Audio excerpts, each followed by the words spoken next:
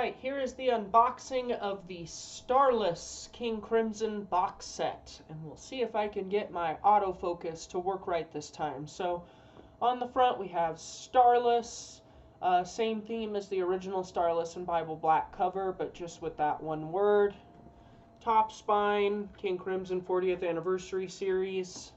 Side, just the title. Back, list of contents and audio formats. Inside is the inner gatefold art of Starless and Bible Black, part of it anyway. On top we got the booklet, a great booklet this time. There's a ton of great stuff in here.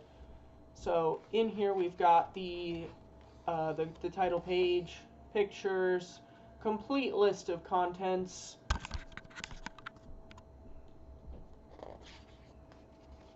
Tons and tons of stuff in here. Probably the most comprehensive box set in the series, at least of the ones I own. Really good essay by Sid Smith, vinyl labels, etc. So pretty much in keeping with the rest of them. What's different about this one, or at least the first one in the series that has this, is that it's got accounts of each of the individual concerts, which is really cool. Including the previous European tour prior to recording the rest of the album. There's pictures of them recording the rest of the album, and then the rest of the European tour, which makes up the bulk of the box set before they went to the US for Red. And then it has little pictures of the corresponding disc. There's the tail of the tapes. This is one of the earlier box sets to have this, which is like an info page about how to properly set up to listen to the high-res content, etc. Tape box, ads, so really nice booklet. I really appreciate the individual accounts of the concerts. Here we have our press kit.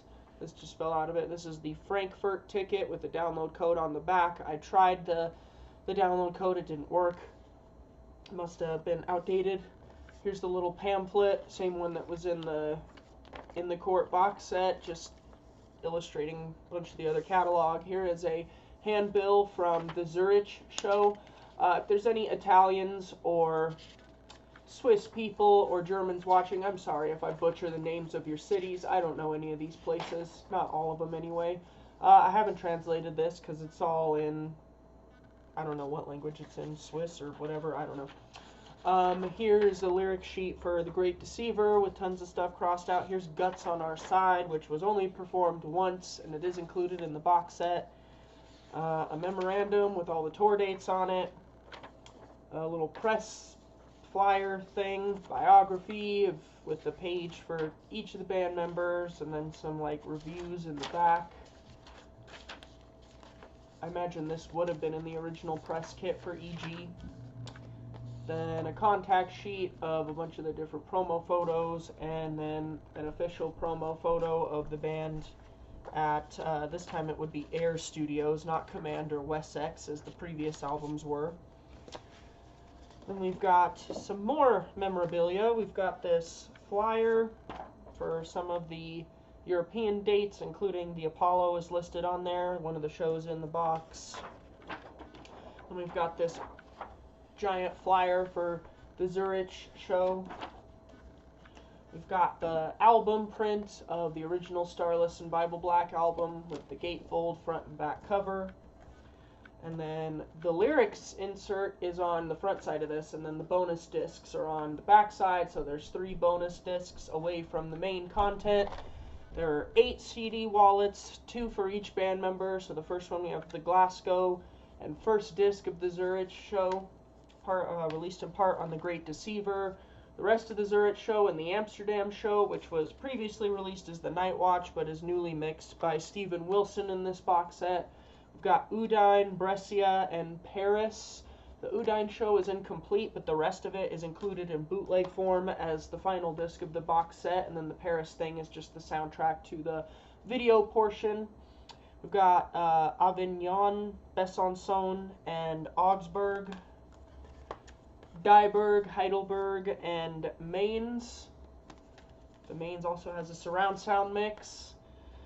Forsheim, Kassel, and Göttingen, which is the last European show of the decade. And then we've got the alternate George Chikions mix of Amsterdam, the Starless and Bible Black remix, and then DVD A1, which is the same exact DVD that's in the 40th anniversary separate release. DVD A2 has all the surround sound shows, and then the Blu-ray discs have all of that content, plus the first Blu-ray disc has all of the high resolution shows. So there's everything that's inside the box itself. Welcome back, my friends, to the show that never ends. I'm Brandon Ware. You're watching Angel65, my content channel for all things music related, my own music posts, as well as music reviews, and this is chapter 6 of my deep dive into King Crimson, and today I am looking at the Starless box set. Before I get into what's in the review and talking about the album and the content, I just want to preface this by saying that of all the King Crimson sets, this is by far my favorite. This is the one that really turned me into a diehard King Crimson fan. I had some of the other stuff, some of the smaller releases, including The Great Deceiver. When I initially bought this, I was just kind of overwhelmed by it, but after really taking a deep dive through it, it is what convinced me to go back and get the rest of, or most of, the other box sets, as well as pretty much anything I could find by King Crimson at a reasonable price. So this really, to me, is the box set that justifies the entire series and has the most unique and enjoyable high-quality content in it. So what is the focus of this box set? Well, obviously the Starless and Bible Black album. It includes the 3 multi-track shows, which parts of the album were taken from, as well as most of the rest of their final European tour of the 70s, taken from what are called the blue tapes, which are soundboard recordings made from the PA mix, so directly what came out of the PA system. And therefore, the fact that they are quarter-inch tapes made from a good sound quality source means that, for the most part, they are very, very good sounding. Many of the shows are incomplete. There's a couple tracks missing, or they cut off abruptly at one track, but overall, the quality of the shows is excellent. You do get some of them in multi-channel audio. You get part of the Amsterdam show remixed in multi-channel by Steven Wilson. The mains show, they took the blue tapes as well as some audience bootlegs and used it to create a surround sound mix, which I thought was just fascinating. I got through that today. It just sort of is more of an accurate representation of what it was to be there. It maybe doesn't sound as good as like spacing everything out the way Steven Wilson could on his surround mix of the Concert Cabal, but it is a really convincing snapshot of just what it might have been like to be there. If you close your eyes, you can almost see the band playing on stage. It's fascinating. And then you get 4 tracks in quad from the Stanley Theater in Pittsburgh, which is strange that it's in this set and not the next one, The Road to Red, because that entire show is on the Road to Red box set, but those 4 tracks in quad are included here. On the first Blu-ray, you also get the alternate mixes of the Concert Cabal. You get the original Night Watch mix that was released in 1997, as well as the George Chikians, I hope I'm saying his name right, mix from 1974, which is released in here as well on disc 20. And then on the bonus discs, you get a variety of content. You get a show from Arlington, Texas from October 73. The liner notes say it was too good to omit. I just listened to it. Really, really good show. The rest of that show is included on disc 26, which is called Audio Curios. And then you get Dr. Diamond from Atlanta, which is on the DVD as well. You get the Zurich Mincer Improv. You get that included on the Zurich CD and in the high-res Blu-ray. Only the Mincer is the version from Starless and Bible Black, because the multi-tracks were missing, so they couldn't remove the overdubs and couldn't perfectly align it to the improv from which it was chopped out of. So on that additional disc, you get the first and last section, as well as the Mincer taken from a bootleg spliced back into it, so you get like the historically accurate version of what it sounded like on the night it was performed, albeit in lesser quality. At the end of that disc, you get the last 3 tracks from the mains concert, which are missing from the blue tape, so bootleg quality. And then disc 27, you get the rest of the Udine show, which was the first show of the tour. You only get the 3 tracks on disc 7 that were actually made it to the blue tapes that survived. The rest of the show in bootleg quality is on disc 27. So that is the brief overview of everything that's in there, and it's a lot. It took me all week to get through it, listening to the CDs on my commute to and from work every day in the car, and then just marathoning the Blu-rays and bonus discs this weekend, which I had not done for a long time, since I bought it, really. And what do I think? Well, I am more than satisfied. As I said in my previous video, Starless and Bible Black is my favorite of the 3 albums made by this lineup. Probably my second favorite overall after Thrack. I love Starless and Bible Black. To me, it's probably their most cerebral album, and I think that's why I like it. I tend to find that with a lot of albums that I'm initially not too sure about on the first listen, after going back to them and becoming more and more familiar with them, and particularly in this case, hearing the live shows that a lot of the album was taken from and molded from is fascinating. So Starless and Bible Black is an incredible album. I like it even more than Lark's Tongues and Red. Very European album, but I really like it. So let's start there. Let's go track by track through Starless and Bible Black. So on side 1 we get The Great Deceiver, which is recorded in the studio, and then you get tons and tons of live versions of it. Cool song. Interesting. I like it a lot. I like the cool groove of it. I like the way the bass line and the verses work, and then the ending of it is really cool too.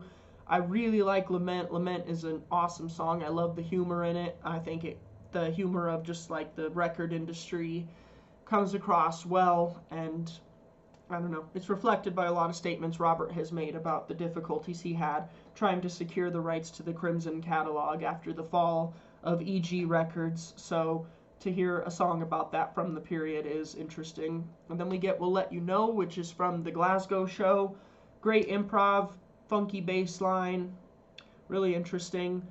Then we get The Night Watch, which I really, really, really like. I love The Night Watch. A song about a painting from the Dutch Golden Age. Really cool. Very wordy, but I love the melody and the romance of the lyrics. I think it works really well. The first half of it is taken from the Amsterdam show, and then the second half was completed in the studio. Then we get Trio from the Amsterdam show, which is just one of the greatest King Crimson tracks ever. Such a beautiful moment of improvisation. I love that the writing credit on it lists all 4 members, even though Bill Bruford doesn't play. They said they gave him a credit because of his admirable restraint, and I really appreciate that. I love that it just challenges the notion of what it means to compose a song. He was up there with 4 other musicians, or with 3 other musicians on that stage. He could have chosen to play, which would have completely changed the atmosphere. He didn't. In and of itself, that is a contribution to the composition of that beautiful piece, which I love. And then we get the Mincer, which I talked about earlier, taken from the Zurich show and then overdubbed with vocals. Really cool. I like that section a lot. In the book, David Cross talks about how there's this groove that Bill and John Wetton are doing, and then where David Cross, and Robert Fripp go on top of that is to this much darker, unexpected place, and then the vocals come in, and it's just this really cool, serene moment that ends abruptly. And then on side 2, we get one of the most perfect sides of a progressive rock album ever made. Starless and Bible Black, again from the Amsterdam show. Incredible improv.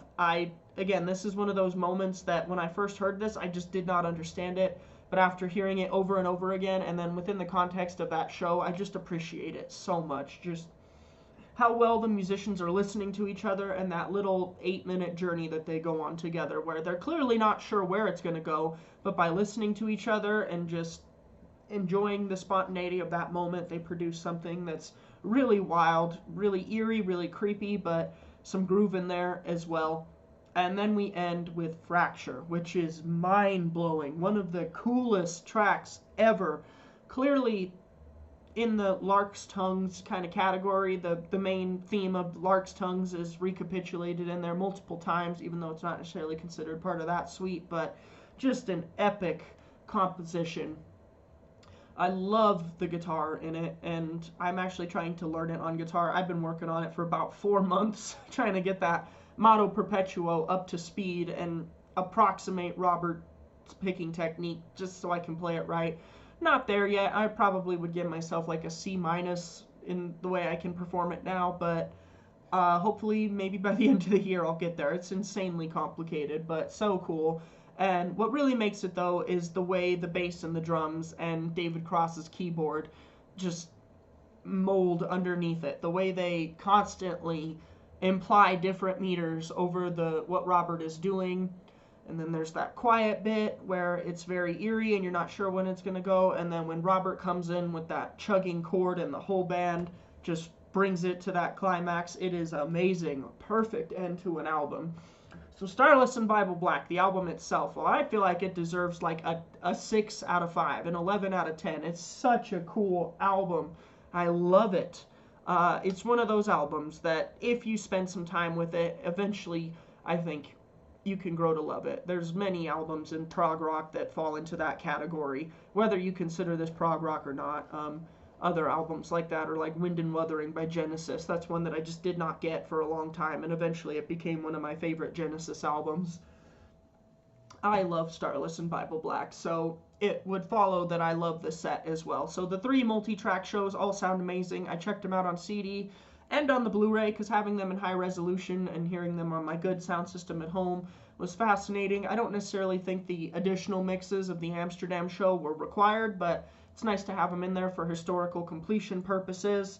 The surround version of Amsterdam, not essential. Doesn't really bring anything to it, just kind of spaces stuff out a little bit more, but it doesn't really paint a picture of what it would have been like to be there. So cool to hear, not essential. Not the surround mix that you buy this for. The surround mix of the album itself, Starless and Bible Black, is great.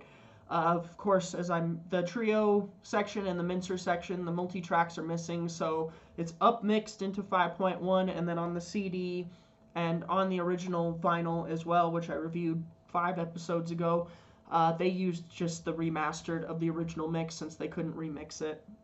But they did a convincing job of making them both sound 5.1. The rest of it, though, is great.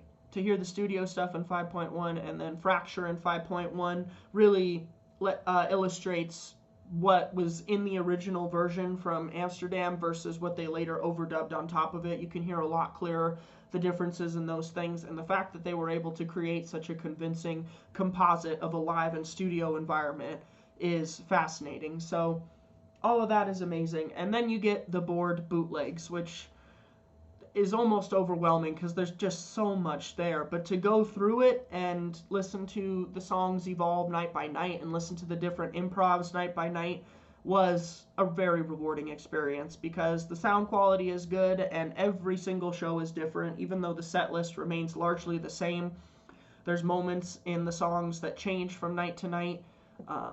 Some nights John Wetton's voice is better than others. Some nights there are more in tune with each other than others. The highlight of the board bootlegs has to be the main show, of course. David Singleton mentions in the Tale of the Tapes, like, that's one of the best shows the band ever played, and that's absolutely true. Amazing show. Amazing, amazing, amazing show. Love that show. And the surround mix, like I said, that one is really cool. The fact that they used the board, tape, and some audience bootlegs to create an ambiance of what it was like to actually be there on that night. Then you get the 3 additional tracks, which are not on the board bootlegs, on the bonus discs. The bonus discs are nice, too. The Arlington show was really great. The Udine show sounded horrible, but it's nice to have the whole thing so that you get the complete show with that, and then disc 7, which is the 3 tracks that are on the blue tapes. And then the disc in the middle, it's cool to hear the Zurich improv and stuff like that. So this, in terms of like the way the set is organized, to me takes the cake. It's the best organized set. The stuff that is included on the bonus discs, like, it actually feels like those should be bonus discs as opposed to included with the normal content. Like, they're additional dives into the period plus the Arlington show, which is not of that period but is nice to have. But the main portion of the set, the board bootlegs, they're not bootlegs, the blue tapes, the multi-track shows, and then the remix of Starless and Bible Black is phenomenal. So this is my favorite period of King Crimson to explore. It was great to go back to this after years of not going back to any of these multi-track or board tapes. So they sound really, really good. And for the price that I paid for this, I think it was absolutely worth it. I paid maybe $110 think I got it on a discount. It was there were still copies available, so I got a brand new copy for what I considered a very, very fair price. And if you can still find it for that price, I'd say anything $120 or less, if you see it, pick it up. This is amazing. If there's one box set in the entire series that I have to recommend to you, it is this one. I can see why they didn't go and do a 50th anniversary Atmos of this, because some of the tapes are missing, so they probably couldn't have made it as immersive, and there's not that much studio material to be released because most of the album itself was taken from live stuff, just with the audience removed. So this is the most complete version, the most complete celebration of the Starless and Bible Black album that's available out there, and it is 100% worth checking out. So the box set itself, this is the one in the series that gets a 10 out of 10. There are some gripes I could make with the organization. Again, having DVDs in there when everything's on the Blu-ray instead seems kind of pointless to me. If I had to guess why, maybe it's because there's still some people out there with DVD players in their car that have 5.1 surround sound, and maybe that's what it would be used for. But personally, for me, if I'm listening to 5.1, I want to listen to it at home in a controlled environment. So the Blu-rays are where it's at. This is almost like a hamburger, where the Blu-rays are like your meat. So the Blu-rays are really like the buying point of this, and then everything else is just your toppings and your bun. The board bootlegs, the multi-track shows, and then the bonus material on the 3 bonus discs. That's like maybe your lettuce and tomato, if I could extend the metaphor that far. But it's just a very satisfying set that I cannot recommend enough. As I said, this is really the one that got me into King Crimson as a diehard fan. From here on out, I was hooked, and I went and got most of the other sets. I have 6 out of 8 of them. 3 more of them will be coming up. Up next in the set is The Road to Red, so that's where I'm on now. I'm on the final run of shows leading up to Red, and then the group just stops after that. If everything worked out perfectly, the 50th anniversary edition of Red should arrive probably next weekend, and so hopefully I can get through all of the Red box set plus the 50th anniversary box set right before I make it to the 80s period On and Off the Road, and that should align directly when I go see Beat Live on November 6th, which I cannot wait for. I am so excited for that show. And even though that material is very different than this, the 80s period is a fascinating period unto itself. But we'll talk about that more when we get there. I plan to hopefully be through the Red box set by the end of this week, so should be getting another upload in a week or so with my thoughts on that box set. I do remember it not being as good as this, but this one is really where it's at. Yeah, check this out. If you can find it for anything less than $120, pick it up. Great value for money, great packaging, the presentation is great, the bonus material is actually bonus material and is nice to have, and the remix of Starless and Bible Black is fantastic too. If you're not going to go for this but still want a good overview of this period, I would recommend pick up the CD DVD of Starless and Bible Black, which I had before I got this, the Night Watch, which you can still get as a 2 CD set, that's the Amsterdam show, and The Great Deceiver, which was a box set that's now been split into two disc sets, so that's still available too. I had that before I got this. Once I got this and The Road to Red, I dumped The Great Deceiver because all of that material is in those 2 box sets in complete form. So, album itself, 10 out of 10. Box set, 10 out of 10. This is the best period of King Crimson in many ways, and this box set represents it very well. That's all I got to say on this one. Check it out. Love to hear your thoughts in the comments. Tell me what you think about this box set. Do you have it? Do you plan on getting it? I think you can still find it for relatively reasonable prices. So, love to hear your thoughts on that. That's all for now. Thanks for watching.